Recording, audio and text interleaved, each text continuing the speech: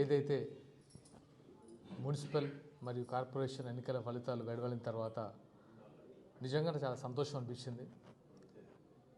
మేము తీసుకున్న నిర్ణయం ఆల్మోస్ట్ ఒక 20 డేస్లో తీసుకున్న నిర్ణయం ఉరుకులు పరుగులు. ముఖ్యంగా నేను చెప్పాల్సింది ఏంటంటే, ఎవరైతే 336 మంది అభ్యర్థులు పోటీ చేశారో వాళ్ళందరికీ మనస్ఫూర్తిగా అభినందన తెలియజేస్తున్నాను. ఫస్ట్ వాళ్ళు ఎటువంటి ప్రలోభాలకు లొంగకుండా ఇబ్బందులు ఎదుర్కొంటూ ధైర్యంగా జనసేన భావజాలంతో నిలబడి పవన్ కళ్యాణ్ ఆశయాలకి కట్టుబడి ఉండి ధైర్యంగా పరిస్థితులను ఎదుర్కొని పోటీ చేశారు. అందుకు మనస్ఫూర్తిగా నేను అభ్యర్థులకి అభినందన తెలియజేస్తున్నాను.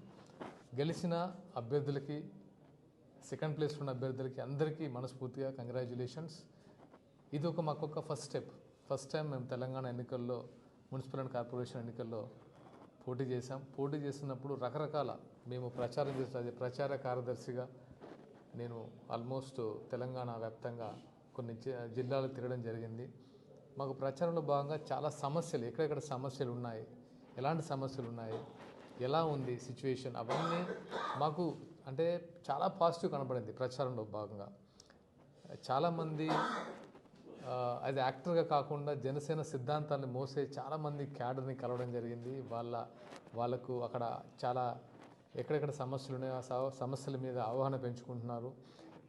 మున్ముందు రాబోయే రోజుల్లో ప్రతి ఇష్యూ మీద ఫైట్ చేయడానికి, ప్రశ్నించడానికి సిద్ధంగా ఉన్నారు. అది చాలా హ్యాపీగా అనిపించింది.